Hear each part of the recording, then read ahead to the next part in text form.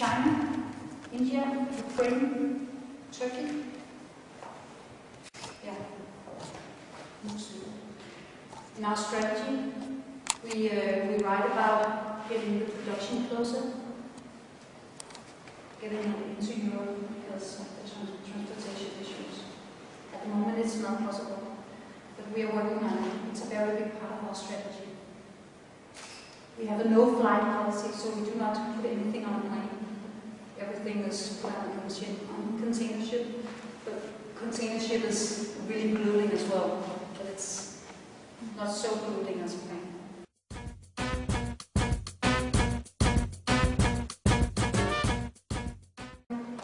Estonia would be not could be a possibility definitely. In Denmark we have no production facilities left.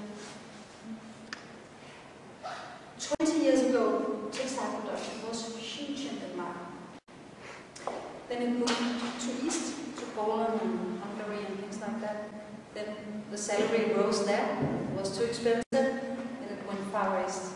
And now the salaries in China is getting too expensive, so now all the textile companies are looking for a new poor country where the salaries are just so low that you can still make a cheap t-shirt. Today it would be impossible for us to produce in Denmark. But Turkey would be interesting for us, price-wise. And they have most of the organic cotton is actually grown in Turkey. So in that sense, it's interesting. And Ukraine is good as well. And maybe Estonia. I'm not aware of the textile industry in Estonia.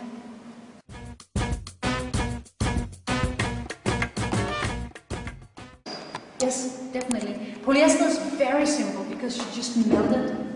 Have you seen when you make bonbons? No, this candy.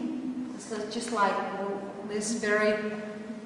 It becomes like that. You just melt it down, and it becomes like this, and you can make thin threads out of it. So polyester is very easy because you can just melt it, and you can use it again and again and again. So we actually it's like the jumper, yes, exactly.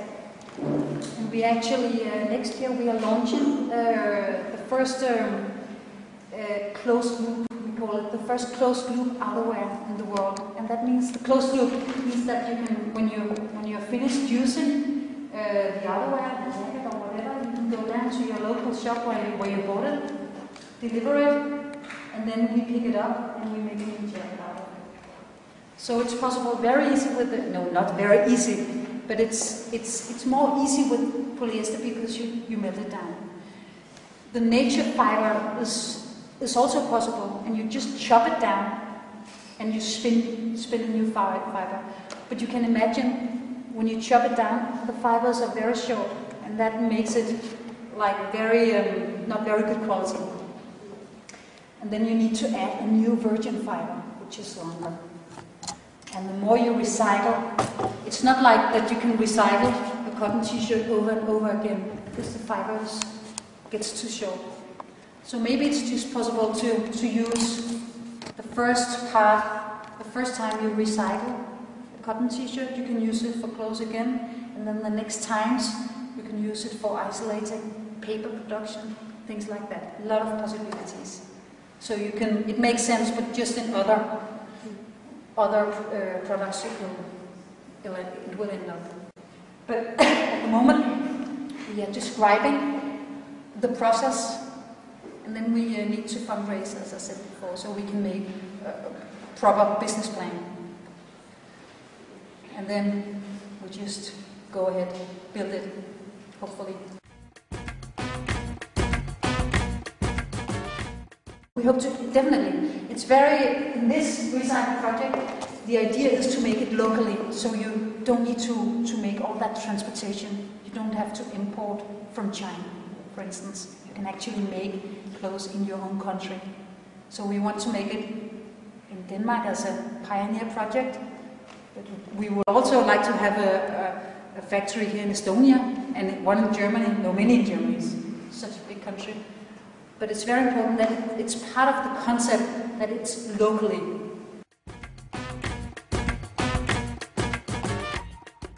we sell to, I think, around 25 different countries. Scandinavia is our main market. And then the Benelux, UK, Italy, most of Europe, and then Japan. We don't have our own shops. We don't have Katvig shops. We are wholesale brand, so we sell to other shops, multi-brand shops. And our channels is a mix of boutiques, independent boutiques, small children's wear shops. We have a lot of them in Denmark, for instance. Internet shops is huge for us. Department stores, like Stockmann here, for instance, could be that kind of stores. And then chains, like a big baby products chain, you know.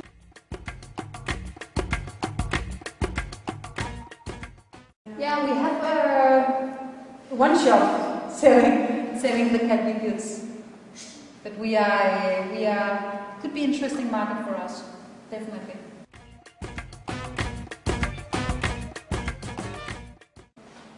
What is very important, of course, is that when you make a product with a good consciousness, it costs some more money than the product which is just made with poor salary and polluting and things like that, of course. So it's a bit more expensive. It's not possible to make a cheap Katvig product. Simply, we wouldn't be able to keep our strategy and selling it cheap. So it would be like mid-level? We start at about 15 euros, and the most expensive product is about 80, 90 euros. So there is a wide retail. And then the other way would be like 120 euros or something like that, which is absolutely the most expensive when we launched that. So in Denmark we call it mid-level.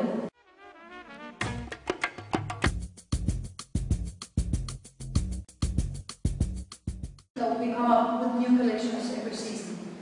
Because, I mean, there's a child born every second, you know, so we have new customers all the time. But I think that high quality is a huge part of sustainable thinking. Because actually I heard a very interesting thing from UK, that in average people use their clothes 6 times. That's it. Children or no, grown-ups. 6 times. And the reason why they do that, that's because clothes is too cheap. I mean, they can afford to just buy a dress and use it only 6 times. It's crazy. It's also because of the fashion side of it, that you can only buy the seasonal stuff, and after a couple of months I think our assortment contains a lot of, we have a lot of basic stuff, but basic, it's still very colorful and with a lot of prints on and things like that. So we try to make it's not super high fashion, I mean, and you don't see much high fashion children's wear because it has to be functional and you tend to be more, you're not a crazy fashion addict, you know, when you buy clothes to your kids.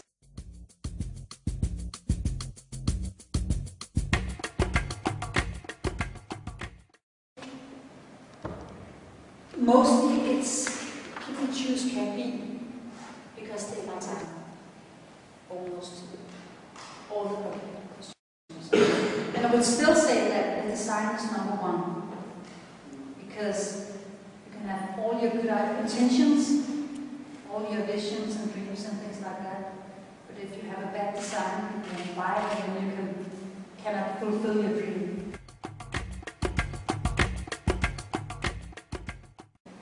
We don't do any advertisement at all. What we do, it's something we talk about. How do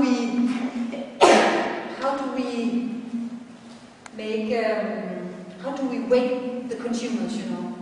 How do we make this movement, you could say?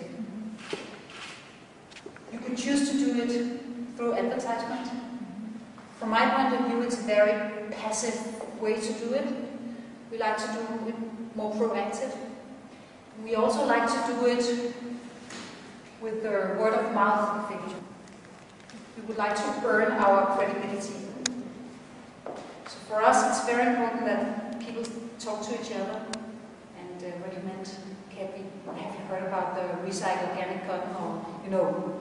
So what we are doing is I use a lot of my time, spend a lot of my time talking to the end consumers, telling them things like this. Why is it important? Well, they should know that. I think it's so important that they know that a product's life doesn't start when they pick the t-shirt down from the shelf in the shop. It has a long life before that. And the consumer must be aware of that. And the consumer must also be aware of the difference between choosing this from this. So we spend a lot of time talking to the end consumers. We are trying to, you know, activism. It's a bit of an old-fashioned thing to be an activist.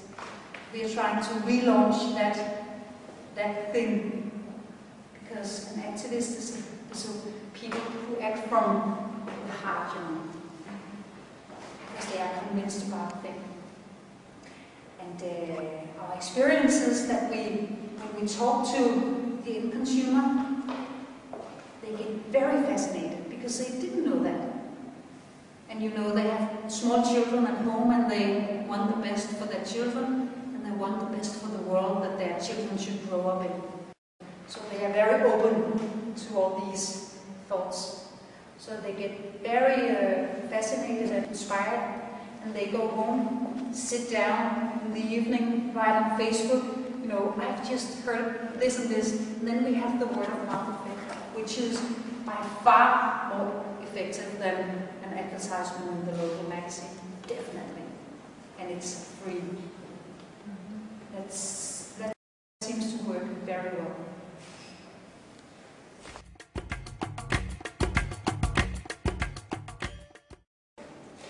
On the sustainable, no.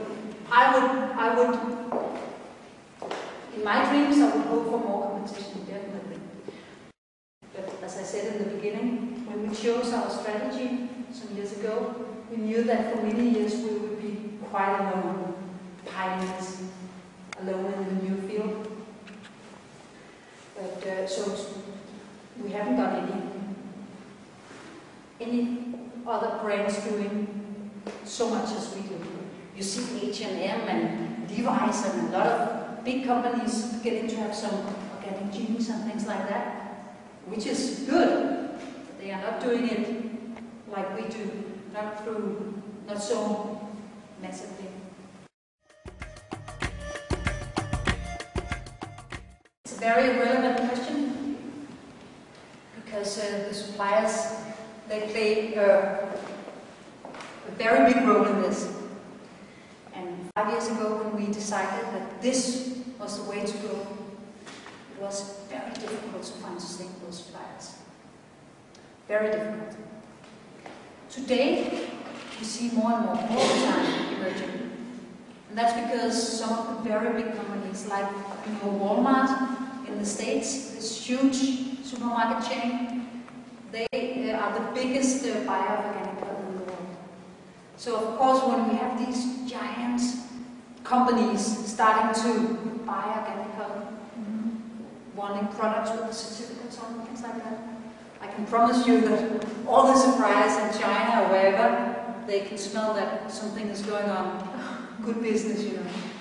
And money talks, and that's how it works. So now we're seeing more and more sustainable suppliers.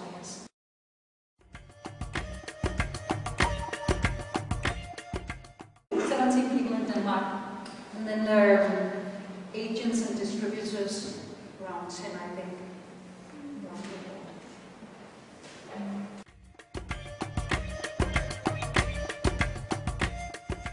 We were just talking about it, me and Christina, before, a couple of hours ago, because of course when you're working with this, it has an impact on you personally. And say that the people working in Katvig are definitely living another kind of life than if they weren't working in Katvig. Definitely. You can see in every person working in Katvig, you can see some influences from our strategy. But it's not like everybody is saints there. I try to be a saint because I'm the face of the company. But I also travel. I took the plane to Estonia earlier today. A good example of everyday life is that normally a CEO or head of a company will have a company car. Vigga has a company bike.